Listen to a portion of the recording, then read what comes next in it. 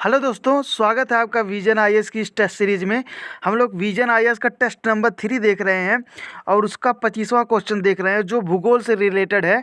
तो पहला वीडियो इसका पड़ चुका है टेस्ट नंबर 3 का, ये दूसरा वीडियो है। तो पहला इसमें जो हम लोगों का 25वां क्वेश्चन दिया है वह है, भारत में आमतौर पर पाए जाने वाले निम्नलिखित पादपों के संदर्भ में किनमें औषधीय गुण होते हैं। ठीक है, देखिए पहला दिया है सर्पगंधा। तो सर्पगंधा में औषधीय गुण होते हैं क्योंकि इसका इस्तेमाल रक्तचाप को कम करने के लिए किया जाता है। वो उसी तरह से दूसरा बबूल, ये भी एक औषधीय गुण है क्योंकि इसमें जो होता है अगर आँख की फुंसी के लिए लाभदायक होता है। ठीक है, और दूसरी बात अगर हम अर्जुन की बात करें तो अर्जुन जो होता है यह कान में अगर दर्द हो रहा हो तो उसका रस अगर डाले तो उससे ठीक हो जाता है। तो ये अर्जुन का औषधीय गुण हो गया। नंबर चौथा हम लोग का दिया है कचनार। तो कचनार जो होता है वो अस्थमा के रोग के लिए होता है। तो ये चारों ही विकल्प हमारे सही हो जाएंगे, इसलिए विकल्प नंबर डी हो जाएगा। अब हम लोग क्वेश्चन नंबर 28 देखते हैं। 28 में लिखा है, निम्नलिखित में से कौन सी ठंडी जल महासागरीय धारा या धाराएं हैं। ठीक है, तो इसका देखिए, इसका आपका आंसर हो जाएगा, ये देखिए बेंगुला धारा जो है ये ठंडी जल धारा है। हम बोल्ट की जल धारा जो है वो भी ठंडी जल धारा है। लेकिन ये जो आपका क्यूरोसियो की जल धारा है ये आपकी गर्म जल धारा है। तो आप तीसरा जहाँ जहाँ है उसको निकाल दीजिए और आपका विकल्प हो जाएगा बी। आगे बढ़ते हैं। हमारा 26वां क्वेश्चन है कि निम्नलिखित युगों पर विचार करने के लिए कह रहा है। पहला दिया है करेवा। करेवा जो है इसकी जो भू आकृति विभाजन ये सही मिलान किया हुआ है, कश्मीर हिमालय से संबंधित है। लेकिन जो बरखान है, बरखान विशाल भारतीय मरुस्थल से संबंधित है और ये युगयान है ये बृहद हिमालय से संबंधित है। तो आपका विकल्प नंबर सी हो जाएगा। काफ़ी आसान क्वेश्चन था, फैक्ट पर आधारित था। उसके बाद से हम लोग नेक्स्ट क्वेश्चन देखते हैं।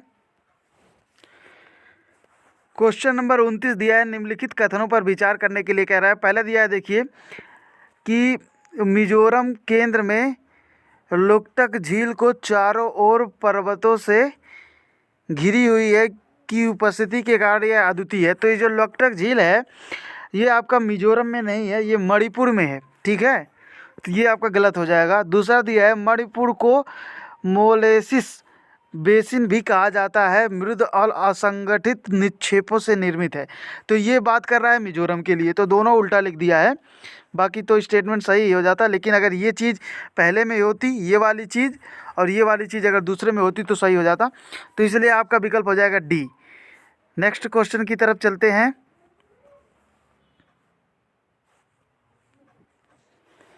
इसमें लिखा है कि भूकंप के संदर्भ में निम्नलिखित कथनों पर विचार कीजिए। दिया है, सतह पर उच्च तरंग आयाम के कारण गहरे उद्गम केंद्र वाले भूकंप अत्यधिक विनाशकारी होते हैं। गहरे वाले नहीं होते, जो ऊपर जिनका केंद्र ऊपर ज़्यादा होता है वो ज़्यादा विनाशकारी होते हैं, क्योंकि जो ज़्यादा गहरे होंगे वो धीरे धीरे ऊपर आते आते उनका वेवलेंथ कम हो जाएगा तो वो उतना विनाशकारी नहीं होंगे। तो ये आपका विकल्प गलत हो जाएगा। दूसरा दिया है, विश्व में कुल भूकंपों में से 75% भूकंप प्रशांत महासागरीय पेटी में आते हैं। ठीक है, तो ये विकल्प आपका सही हो जाएगा कि ये बात सही है कि सबसे ज़्यादा जो भूकंप आते हैं वो प्रशांत महासागर में ही आते हैं। ठीक है, आप देखते हैं हम क्वेश्चन नंबर 30। क्वेश्चन नंबर 30 दिया है, भारत की निम्नलिखित पर्वत श्रृंखला पर विचार कीजिए। पहला स्टेटमेंट है सतपुड़ा श्रेणी, दूसरा दिया है शिवालिक श्रेणी और तीसरा दिया है विंध्याचल। तो इसमें दिया उपयुक्त में से उत्तर से दक्षिण की ओर क्रम में लिखिए। तो देखिए सबसे पहले सतपुड़ा इसमें नहीं आएगा। विंध्याचल आपका देखिए ऊपर है, थोड़ा सा राजस्थान के क्या कहते हैं मध्य प्रदेश के पास में। तो आपका देखिए विंध्याचल, ठीक है, विंध्याचल आपका है। तो आपका सबसे पहले आएगा विंध्याचल। ठीक है, 30 का इसमें मिलान करना है। तो सबसे पहले आपका आएगा देखिए शिवालिक श्रेणी। शिवालिक श्रेणी सबसे पहले आपका आ जाएगा क्योंकि वो कश्मीर की तरफ है। तो यहाँ से आपका शिवालिक श्रेणी आप ले लीजिए, सबसे पहले शिवालिक श्रेणी। ठीक है, तो ये हो जाएगा पहले, दूसरा नंबर पर ये हो जाएगा। उसके बाद से आपका आएगा विंध्याचल आएगा, ठीक है, विंध्याचल आएगा। उसके बाद से ये आपका सतपुड़ा आ जाएगा। तो आपका विकल्प नंबर ए हो जाएगा। आप इसको मैप में देखिएगा, उस पर साफ साफ दिखा। अब यहाँ पे मैप होता तो मैं दिखा देता आपको, ठीक है। आगे बढ़ते हैं। क्वेश्चन नंबर 31 हम लोग देखते हैं। इसमें दिया है मृदा अपरदन के संदर्भ में निम्नलिखित कथनों पर विचार कीजिए। पहला स्टेटमेंट इसमें दे रखा है, सामान्यतः अवनलिका अपरदन शुष्क और अर्धशुष्क समतल भूमि पर बनाए जाते हैं। तो ये बात गलत है, समतल भूमि पर नहीं बनाए जाते। तो जहाँ जहाँ एक है उसको आप डिलीट कर दीजिए। आपका ये विकल्प डिलीट हो जाएगा, ये भी विकल्प डिलीट हो जाएगा, ठीक है।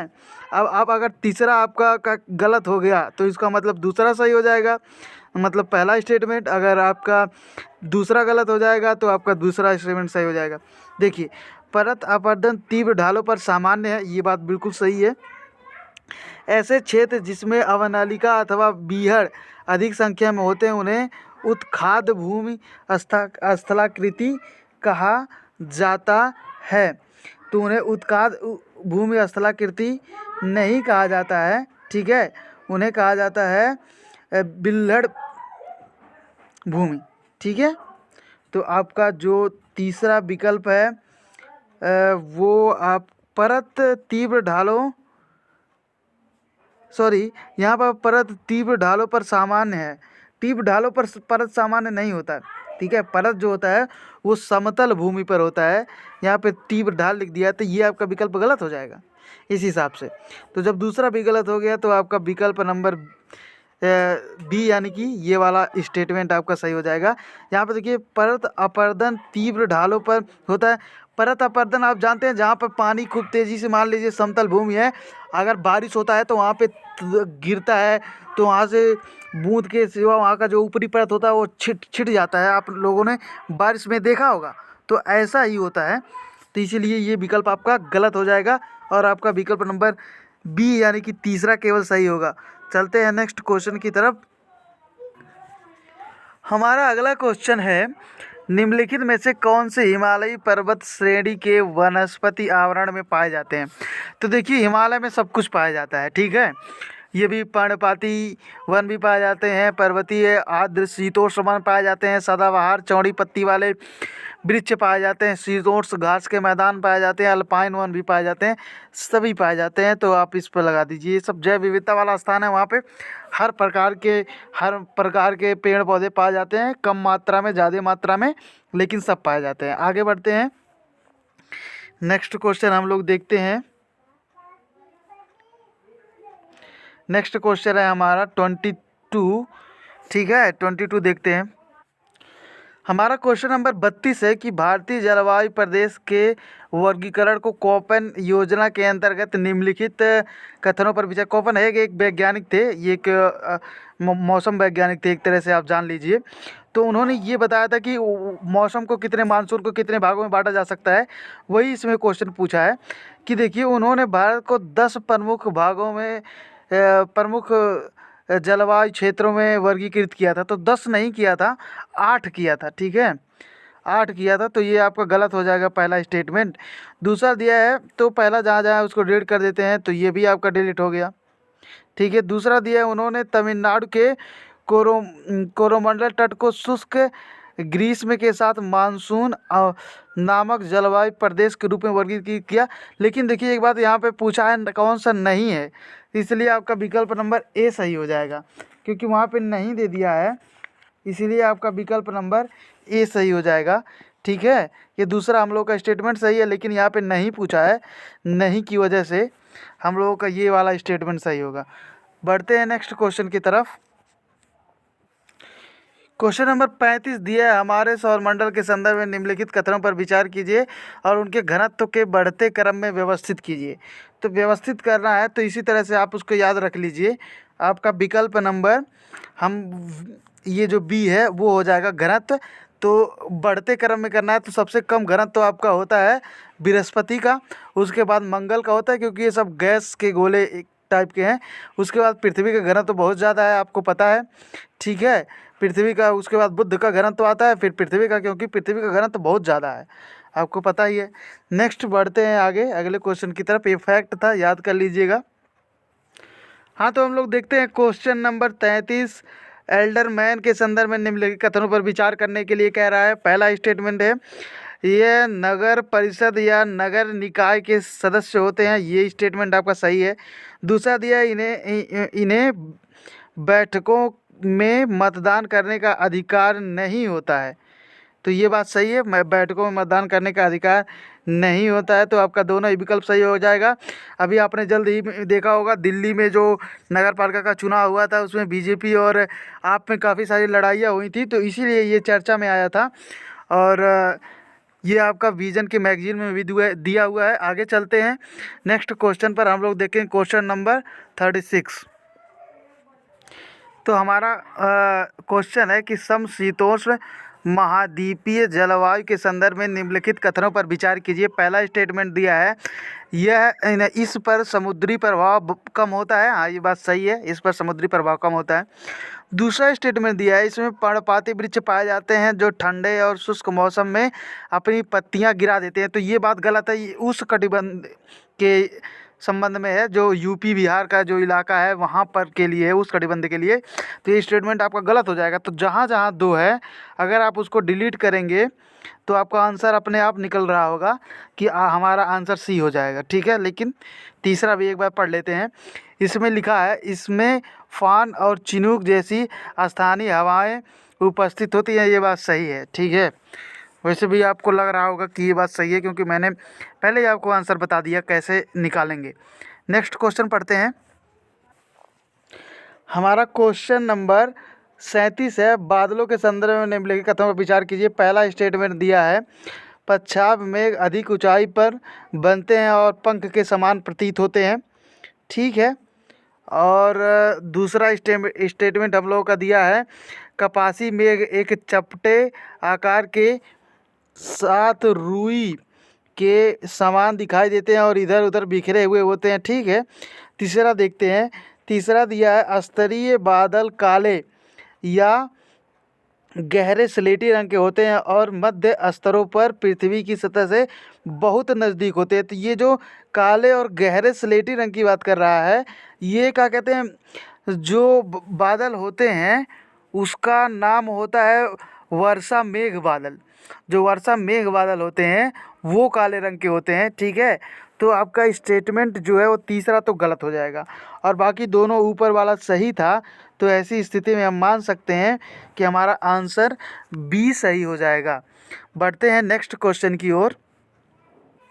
हमारा अगला क्वेश्चन है कि निम्नलिखित में से किस प्रकार के अपरदन में मृदा की एक समान परत पूरे सतह से हट जाती है। तो एक समान परत अपरदन, मैंने पहले ही इस तरह का क्वेश्चन अभी किया है थोड़ी देर पहले, सेम वही क्वेश्चन रिपीट है कि परत अपरदन कहाँ होता है, ये भी ध्यान में रखना है कि ये समतल भूमि पर होता है, ठीक है। आगे बढ़ते हैं नेक्स्ट क्वेश्चन की ओर। क्वेश्चन दिया है, निम्नलिखित युगों पर विचार कीजिए। पहला स्टेटमेंट है, गैब्रो जो है वो आग्नेय चट्टान का उदाहरण है, तो ये यहाँ पे आपका आ जाएगा, ठीक है। दूसरा दिया है चूना पत्थर, चूना पत्थर जो है आपका ये अवसादी है, ठीक है। ये दिया है संगमरमर, संगमरमर जो है रूपांतरित या कायांतरित का उदाहरण है, तो ये आपका इस तरह से विकल्प नंबर बी हो जाएगा, ठीक है। आगे बढ़ते हैं। हाँ, तो हमारा क्वेश्चन नंबर 38 है कि भारत वन रिपोर्ट 2021 के संदर्भ में निम्नलिखित कथनों पर विचार कीजिए। पहला स्टेटमेंट दिया है, भारत में कुल वनावरण 25% से कम है, ठीक है। तो ये तो बात सही है, 25% से कम है, 24.62% है, ठीक है। तो 25 से तो कम ही है, तो ये स्टेटमेंट आपका सही हो जाएगा। दूसरा दिया है, कुल वनावरण में सघन वनों की तुलना में खुले वनों का भाग अधिक है, तो ये बात आपका गलत है। देखिए, खुला वन किसे कहते हैं ये मैं आपको अगर बताऊं तो जहां 10% से अधिक लेकिन 40% से कम वृक्ष वाले घनत्व होते हैं, ऐसी जो भूमि होती है उसको कहते हैं, आपको क्या कहते हैं, खुला आवरण, ठीक, खुला वन। और जो घना वन होता है वो 40 से 70% के बीच में जहाँ वन होते हैं उसको घना वन कहते हैं। तो ये बात आप थोड़ा सा ध्यान रखिएगा। तो ये स्टेटमेंट आपका गलत है। इसको देखते हैं, लक्षद्वीप में 0% वन क्षेत्र हैं। तो लक्षद्वीप में 0% वन क्षेत्र हैं। तो ये बात सही है कि लक्षद्वीप में हमारे पास 0% वन क्षेत्र हैं। अंडमान निकोबार द्वीप में 86.39% है, ठीक है। और लक्षद्वीप में 0% है। ये आप ध्यान में रखेंगे तो आपका विकल्प हो जाएगा सी। बढ़ते हैं अगले क्वेश्चन की ओर। ये देखिए, हाल ही में सुर्खियों में रहा ऑब्राइट। ऑब्राइट क्या है? ऑब्राइट देखिए क्या है, ये भी पूरी तरह से फैक्ट पर आधारित है। ये पूरी तरह से आपका करंट है, ठीक है। तो ये एक उल्का पिंड था। आप ब्राइट आप गूगल पर सर्च करेंगे तो आपको दिखाई देगा, दियोदर उल्का पिंड के बारे में कुछ दिखाएगा। तो आप इसको देख लीजिएगा गूगल पे सर्च करके, ठीक है। ऐसे अगर आप गूगल पर सर्च करेंगे तो आपके दिमाग में भी बैठ जाएगा कि ब्राइट क्या था, ऑफ ब्राइट क्या था। तो ये आपका उल्का पिंड था।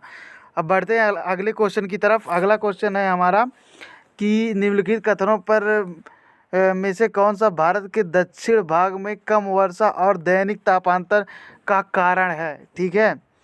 तो इसमें पहला स्टेटमेंट दिया है, भारत का दक्षिणी भाग उष्णकटिबंधीय क्षेत्र में स्थित है। ये बात सही है, आपको पता होगा, आपने उस गोले में देखा होगा। दूसरा, भारत के दक्षिणी भाग में एक लंबी तटरेखा है। हाँ, लंबी तटरेखा है। तो दोनों ही जो हमारे विकल्प हैं वो आपके सही हो जाते हैं। विकल्प नंबर सी हो जाएगा। आगे बढ़ते हैं। क्वेश्चन नंबर 43 दिया है, हाल ही में यूनाइटेड किंगडम और यूरोपीय संघ के मामले के संदर्भ में उत्तरी आयरलैंड प्रोटोकॉल सुर्खियों में रहा। निम्नलिखित में से दिए गए क्षेत्रों में यूनाइटेड किंगडम ने के उत्तरी भाग कौन कौन से हैं? तो देखिए, ये सारे ही विकल्प आपके सही हो जाते हैं। मैंने बहुत बार कहा है जब इस तरह के क्वेश्चन आते हैं तो सारे विकल्प आपके लगभग सही होते हैं, एक आध विकल्प को छोड़ करके, ठीक है। तो ये देखिए, वेल्स ये भी है, स्कॉटलैंड भी है, इंग्लैंड भी है, और ये देखिए उत्तरी आयरलैंड भी है। लेकिन ये जो आयरलैंड गणराज्य है ना, आप मैप में अगर देखेंगे तो ये जो आयरलैंड गणराज्य है ये संप्रभु राज्य है एक, ठीक है। तो आप इसको केवल निकाल दीजिए और बाकी आपका सारा ही स्टेटमेंट सही हो जाएगा। तो आप ध्यान में रखिएगा कि आयरलैंड गणराज्य जो है वह एक संप्रभु राष्ट्र है, वह यूनाइटेड किंगडम में और यूरोपीय संघ के मामले में नहीं आता है, ठीक है। आगे बढ़ते हैं। इसको देखते हैं, निम्नलिखित तत्वों को भूपर्पटी में उनके वजन प्रतिशत के अनुसार आरोही क्रम में व्यवस्थित कर। आरोही मतलब क्या होता है? बढ़ते क्रम, 1 2 3 ऐसे, ठीक है। तो आप इसका देखिए कि इसका हो जाएगा आपका, देखिए ऑक्सीजन दिया है, सिलिकॉन दिया है, एल्युमिनियम दिया है और लोहा दिया है। तो आपका ये हो जाएगा लोहा सबसे पहले, फिर क्या होगा एल्युमिनियम, फिर सिलिकॉन, फिर ऑक्सीजन सबसे हल्का, ठीक है। इस तरह से आपका हो जाएगा। आगे चलते हैं नेक्स्ट क्वेश्चन की तरफ। हमारा स्टेटमेंट है कि भारत में भूकंपीय क्षेत्र के संदर्भ में निम्नलिखित कथनों पर विचार कीजिए। तो पहले आप एक बात जान लीजिए कि जो भारत का भूकंपीय क्षेत्र है वो 2 से स्टार्ट है, ठीक है। 2 3 4 और 5, ठीक है। 2 3 और 4 और 5, 2 3 4 5, एक नहीं है, ये बात ध्यान में रखना है। पहला स्टेटमेंट दिया है, महाराष्ट्र का कोयना क्षेत्र भूकंपीय क्षेत्र के 5 में आता है। 5 में नहीं आता है, ये 4 में आता है। तो ये स्टेटमेंट आपका गलत हो जाएगा, ठीक है। जो 5 में आता है वो बहुत ज़्यादा रिक्सी क्षेत्र होता है, 4 में आता है उससे कम रिक्सी क्षेत्र होता है, ठीक है।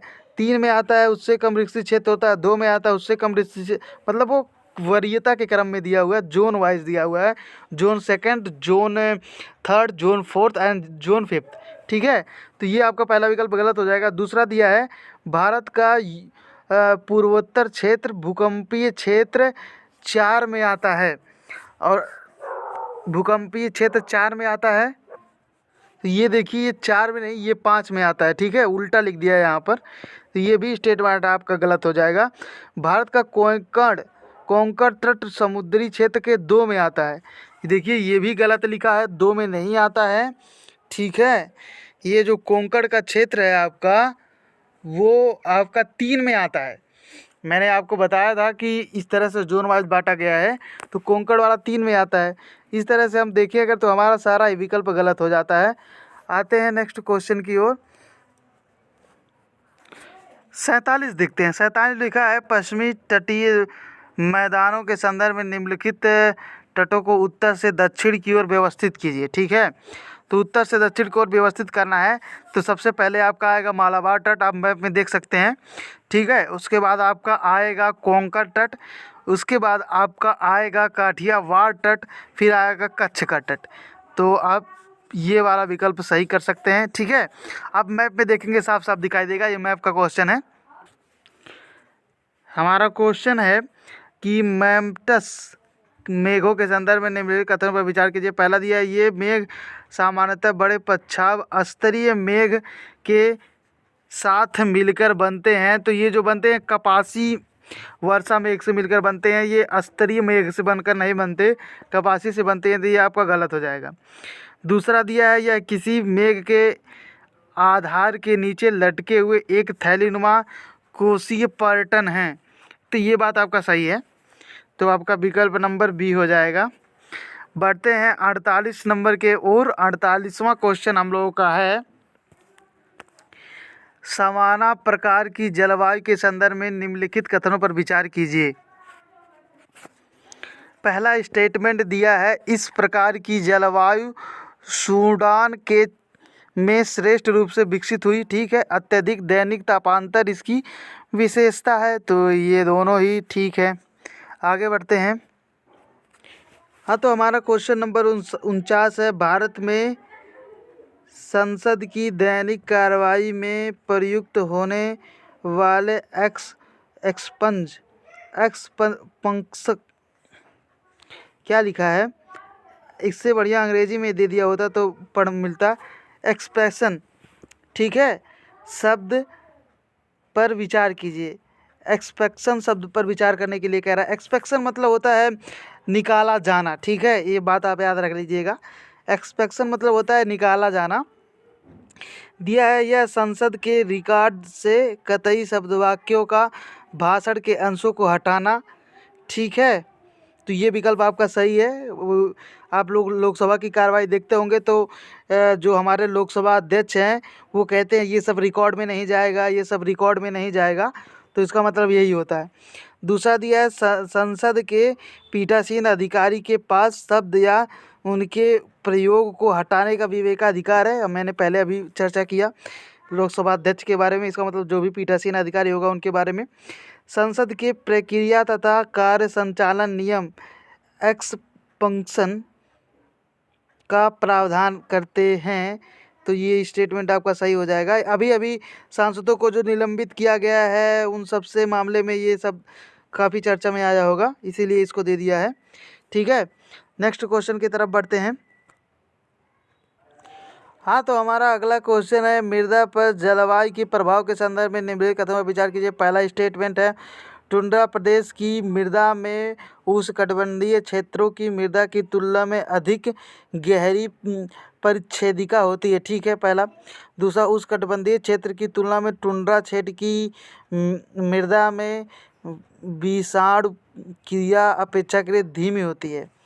तो आपका देखिए, ठीक है, ये स्टेटमेंट आपका सही हो जाएगा। दूसरा, पहला क्या है, टुंड्रा क्षेत्रों की तुलना में उष्णकटिबंधीय क्षेत्रों की मृदा की तुलना में अधिक गहरी परिच्छेदिका होती है। स्टेटमेंट गलत है आपका। ठीक है, आप देख भी सकते हैं, समझ भी सकते हैं, ये हमारे पर्यावरण से जुड़ा हुआ है।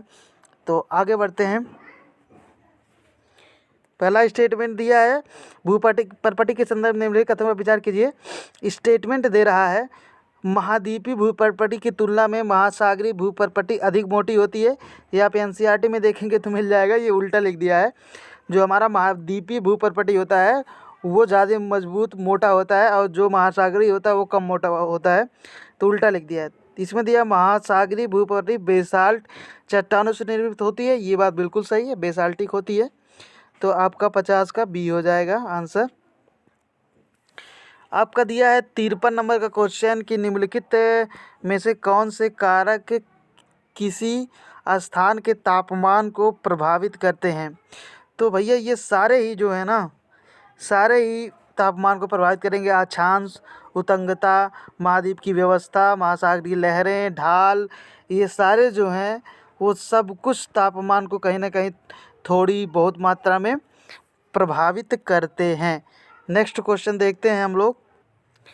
हाँ, तो हमारा अगला क्वेश्चन है कि निम्नलिखित में से किस ज्वालामुखी को भूमध्य सागर का प्रकाश स्तंभ कहा जाता है। तो ये आप रट लीजिए, इसका है माउंट स्ट्रोम्बोली। माउंट स्ट्रोम्बोली है भूमध्य सागर का प्रकाश स्तंभ। माउंट स्ट्रोम्बोली, माउंट स्ट्रोम्बोली 2-3 बार रट लीजिए, याद हो जाएगा, कोई दिक्कत नहीं है इसमें। क्वेश्चन नंबर हम लोग 54 देखते हैं। क्वेश्चन नंबर 54 दिया है, देखिए, भूकंप के लिए निम्नलिखित में से कौन से संभावित कारण उत्तरदायी हैं। तो खनन गतिविधियाँ, ये मानव निर्मित कारण हो गया। ये देखिए ज्वालामुखी प्राकृतिक निर्मित कारण हो गया। विवर्तन गतिविधियाँ, बांध संबंधित भूकंप, ठीक है, बांध जनित भूकंप, जब बांध टूटता है तब भी तो भूकंप आ सकता है। तो आपका विकल्प नंबर बी हो जाएगा। तो आज का हमारा जो टारगेट था 50 क्वेश्चन का, हम लोगों ने 54 क्वेश्चन कर लिया है। Thank you so much for watching this lecture. और ज़्यादा से ज़्यादा लोगों को शेयर कीजिए ताकि सबको इसका लाभ मिले। और इसका नेक्स्ट पार्ट हम लोग पार्ट नंबर 3 लाएंगे, जिसमें 25 क्वेश्चन होंगे। उसके बाद पार्ट 4 लाएंगे, जिसमें 25 क्वेश्चन होंगे। Thank you so much for watching this video. जमकर पढ़ाई कीजिए। Thank you so much.